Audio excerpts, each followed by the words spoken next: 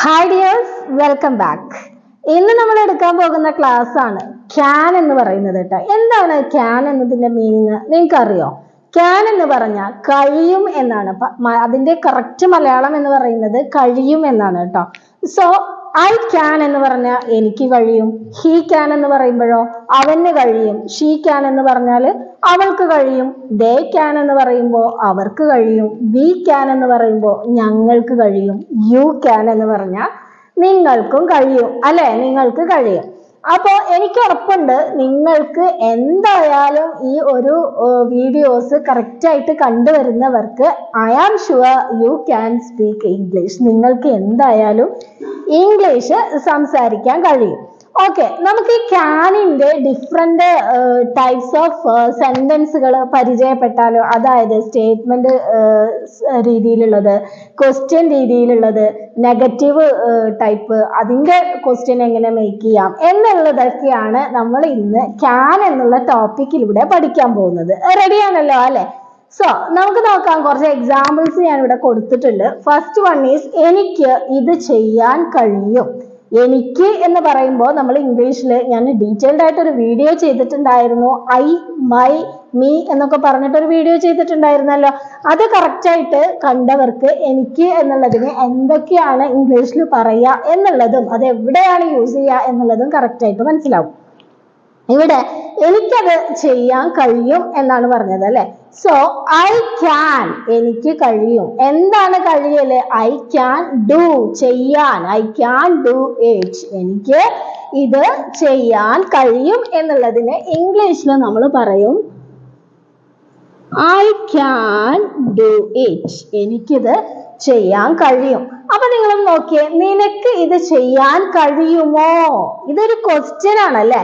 നിനക്ക് ചെയ്യാൻ കഴിയോ എന്ന് ചോദിക്കുകയാണ്. അപ്പൊ ഒരു കാര്യം പ്രത്യേകം ഓർക്കുക, ക്വസ്റ്റ്യൻ ചോദിക്കുമ്പോൾ നമ്മൾ ഈ ക്യാൻ ഉണ്ടല്ലോ, ഈ ക്യാനിന് ആദ്യത്തിലേക്കും ഈ ഐനെ നിനക്ക് എന്നാണ് ചോദിച്ചിട്ടുള്ളത്, അല്ലെ? ഐ എന്ന് പറയുന്നത് എനിക്ക് എന്നാണ്. അത് ക്വസ്റ്റ്യനിലേക്ക് മാറുമ്പോൾ നിനക്ക് എന്നാകുമല്ലോ. അപ്പൊ നിനക്ക് എന്നുള്ളതിന് എന്താണ് പറയാ? യു എന്നാണ് പറയാ, അല്ലെ? അപ്പൊ ക്വസ്റ്റ്യൻ എങ്ങനെയായി മാറും നോക്കിയേ. ക്യാൻ യു ഡു ഇറ്റ്, നിനക്കത് ചെയ്യാൻ അല്ലെങ്കിൽ നിനക്കിത് ചെയ്യാൻ കഴിയുമോ? ക്വസ്റ്റ്യൻ ആയതുകൊണ്ട് നമ്മളിവിടെ ക്വസ്റ്റ്യൻ മാർക്ക് ഇട്ടു. മനസ്സിലായിട്ടുണ്ടല്ലോ? ക്യാൻ ആദ്യം എഴുതണം. ക്യാൻ വെച്ചിട്ടുള്ള ക്വസ്റ്റ്യൻസ്, നിനക്ക് കഴിയോ, അതിന് കഴിയോ, എഴുതാൻ കഴിയോ, വായിക്കാൻ കഴിയോ, ഇങ്ങനെയുള്ള ക്വസ്റ്റ്യൻസ് വരുമ്പോൾ നമ്മൾ ക്യാനിനെ എന്താണ് സെന്റൻസിന്റെ ഫസ്റ്റിലോട്ട് കൊണ്ടുവരിക. ഇനി അടുത്ത സെന്റൻസ് നോക്കിയേ. എനിക്കിത് ചെയ്യാൻ കഴിയില്ല. ചെയ്യാൻ കഴിയില്ല എന്നാണ് പറയുന്നത്, അല്ലെ?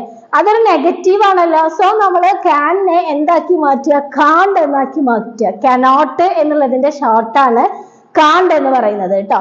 സോ കഴിയില്ല എന്ന്. അപ്പൊ എനിക്കിത് ചെയ്യാൻ കഴിയില്ല എന്നാകുമ്പോൾ ഐ കാണ്ട്.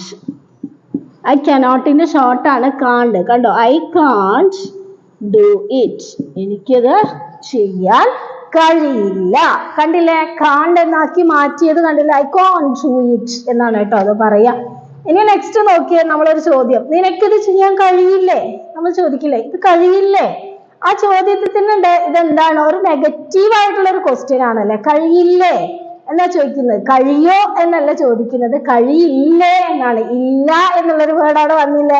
സോ നിങ്ങൾ മനസ്സിലാക്കുക, ഇല്ല എന്നുള്ളതിന് നമ്മൾ നോ ആണ് പറയാറ്, അല്ലെ? അത് നിങ്ങൾ അങ്ങനെ ഒരു ഷോർട്ട് ഒരു വഴി നിങ്ങൾ ഓർത്ത് വെക്കുക. എന്നാൽ നിങ്ങൾക്ക് ഒരിക്കലും മറക്കില്ല. കഴിയില്ലേ എന്ന് പറയാന് നമ്മൾ ക്വസ്റ്റ്യനിലേക്ക് മാറ്റുമ്പോൾ ക്യാൻ എങ്ങോട്ട് കൊണ്ടുവരണം എന്ന് പറഞ്ഞല്ലോ. സോ കാണ്ട്, കാണ്ട് യു ഡു ഇറ്റ് എന്ന് വരും. നിനക്ക് ഇത്, നിനക്ക് എന്നായില്ലേ, അതുകൊണ്ടാണ് ഇവിടെ യു ആയത് കേട്ടോ. കാണ്ട് യു ഡു ഇറ്റ്, നിനക്കിത് ചെയ്യാൻ കഴിയില്ലേ എന്ന് ചോദിക്കില്ല. അതിന് വേണ്ടിയിട്ടാണ് ഇങ്ങനെ പറയുന്നത്. ഇനി നമുക്ക് സെന്റൻസിനെ ഒന്ന് മാറ്റി പിടിച്ചാലോ, അല്ലെ? സെന്റൻസിലെ വേർബിനെയാണ് നമ്മളിവിടെ മാറ്റി പിടിച്ചിട്ടുള്ളത്. വേർബിനെ, അതായത് ആ പ്രവൃത്തിയെയാണ് നമ്മൾ മാറ്റിയിട്ടുള്ളത് കേട്ടോ. നമുക്ക് നോക്കിയാലോ. അവന് ഇംഗ്ലീഷ് സംസാരിക്കാൻ കഴിയും. അവന് എന്നാണ് ഇവിടുത്തെ സബ്ജക്റ്റ്. ആരാണ്? അവന് എന്നാണ്, അല്ലെ? അവൻ എന്നുള്ളതിന് എന്താ പറയാ എന്നുള്ളതും അവന് ഇതുമായി ബന്ധപ്പെട്ട കുറച്ച് കാര്യങ്ങളൊക്കെ പറഞ്ഞിട്ട് ഹി ഹിം, ഹിസ് എന്ന് പറഞ്ഞിട്ടൊരു വീഡിയോ ചെയ്തിട്ടുണ്ട്. അതൊക്കെ ആദ്യം കാണണം കേട്ടോ. എന്താണെന്നറിയോ, ഞാൻ അത് പോയി കാണാൻ വേണ്ടിയിട്ട് പറയുന്നത്. അതൊക്കെ ഏറ്റവും ബേസിക് ആയിട്ടുള്ള കാര്യങ്ങളാണ്. അതൊക്കെ എടുത്തിട്ടാണ് ഞാൻ ഇങ്ങോട്ട് വരുന്നത്. അപ്പൊ അതൊന്നും അറിയാതെ ഈ ക്ലാസ് കാണുമ്പോൾ നിങ്ങൾക്കൊന്നും മനസ്സിലാവാതെ നിങ്ങൾ പ്രയാസപ്പെടുന്നത് കാണാതിരിക്കാൻ വേണ്ടിയിട്ടാണ് ഞാൻ നിങ്ങളോട് ആ വീഡിയോ പോയി കണ്ടിട്ട് വേണം എന്ന് പറയാൻ കാരണം കേട്ടോ. സോ നിങ്ങളത് കണ്ടാൽ ഇത് നിങ്ങൾക്ക് ഒന്നുകൂടെ മനസ്സിലാവും. സോ നമുക്ക് നോക്കാം. അവന് ഇംഗ്ലീഷ് സംസാരിക്കാൻ കഴിയും. അവന് എന്നുള്ളതിന് നമ്മൾ എന്ത് പറയും? ഹി. പിന്നെ കഴിയും എന്നല്ല എഴുതേണ്ടത്. He can. സംസാരിക്കുക എന്നുള്ളതിന് speak. He can speak English എന്ന് പറയും. കണ്ടോ, അവന് കഴിയും സംസാരിക്കാൻ ഇംഗ്ലീഷ്. ഇത് മലയാളത്തിനെ ഇംഗ്ലീഷിലേക്ക് ട്രാൻസ്ലേറ്റ് ചെയ്യുന്നത് എങ്ങനെയാന്നുള്ളത് 2 പാർട്ടുകൾ ഞാൻ ചെയ്തു വെച്ചിട്ടുണ്ട് ഓൾറെഡി. അത് കാണണം കേട്ടോ. അത് കണ്ടാലേ നിങ്ങൾക്ക് എങ്ങനെയാണ് മലയാളം ഇംഗ്ലീഷിലേക്ക് ട്രാൻസ്ലേറ്റ് ചെയ്യുക എന്നുള്ളത് നിങ്ങൾക്ക് കറക്റ്റ് ആയിട്ട് മനസ്സിലാവുള്ളൂ കേട്ടോ. So he can speak English. ഇതിനെ നമ്മൾ ക്വസ്റ്റ്യൻ ആയിട്ട് ചോദിക്കുമ്പോൾ എങ്ങനെയാണ് ചോദിക്കുക? അവന് ഇംഗ്ലീഷ് സംസാരിക്കാൻ കഴിയോ എന്നല്ലേ നമ്മൾ ചോദിക്കുക. അപ്പൊ ഈ ക്യാനെ നമ്മൾ ഫ്രണ്ടിലോട്ട് കൊണ്ടുവരിക. Can he speak English? അവന് ഇംഗ്ലീഷ് സംസാരിക്കാൻ കഴിയുമോ? Question mark. ക്യാൻ ഹി എന്ന് തന്നെയാണ് വരിക. ഇവിടെ ഐ ക്യാൻ വന്നു, പക്ഷെ ക്യാൻ യു ആണ് വന്നത് അല്ലെ. അതായത് എനിക്ക് കഴിയും എന്നുള്ളതിനെ നമ്മൾ ക്വസ്റ്റ്യനിലേക്ക് മാറ്റുമ്പോൾ നിനക്ക് കഴിയുമോ എന്നാ ചോദിക്കുക. അതുകൊണ്ടാണ് ഇവിടെ നീ ആയി മാറിയത്. എന്നാൽ ഇവിടെ അവൻ ഇംഗ്ലീഷ് സംസാരിക്കാൻ കഴിയും എന്നാണ് പറഞ്ഞത്. അപ്പൊ നമ്മൾ അവൻക്ക് കഴിയുമോ എന്നല്ലേ ചോദിക്കുക. അതുകൊണ്ടാണ് ഇവിടെ ഹി തന്നെ വന്നത് കേട്ടോ. നെക്സ്റ്റ് നോക്കിയാൽ അവന് ഇംഗ്ലീഷ് സംസാരിക്കാൻ കഴിയില്ല. നെഗറ്റീവ് ആണ്. ഇല്ല എന്നുള്ളതിന് നോട്ട് യൂസ് ചെയ്യണം. സോ ഹി കാൺറ്റ് എന്താ പറയാ? ഹി ക്യാൻ്റെ കൂടെ and not. Can't speak English. അവന് ഇംഗ്ലീഷ് സംസാരിക്കാൻ കഴിയില്ല. ഇനി നോക്കിയ ഒരു നെഗറ്റീവ് ക്വസ്റ്റ്യൻ വന്നിട്ടുള്ളത് അവന് ഇംഗ്ലീഷ് സംസാരിക്കാൻ കഴിയില്ലേ, ഇല്ലേ എന്നുള്ള ക്വസ്റ്റ്യൻ വന്നിട്ടുണ്ട്. സോ നമ്മൾ ഇതിനെ നേരെ ഫ്രണ്ടിലോട്ട് കൊണ്ടുവരിക. കാൺറ്റ് ഹി സ്പീക്ക് ഇംഗ്ലീഷ്. മനസ്സിലായിട്ടുണ്ടല്ലോ? ഇതിന്റെ ഫോം മനസ്സിലായല്ലോ അല്ലെ? സെന്റൻസ് എങ്ങനെയാണ് മേക്ക് ചെയ്യേണ്ടത്, അതിന്റെ സ്ട്രക്ചർ എന്താണെന്ന് അറിയാത്തവര് 2 വീഡിയോസ് ഞാൻ അപ്ലോഡ് ചെയ്തിട്ടുണ്ട് ഓൾറെഡി. അത് കാണണം കേട്ടോ.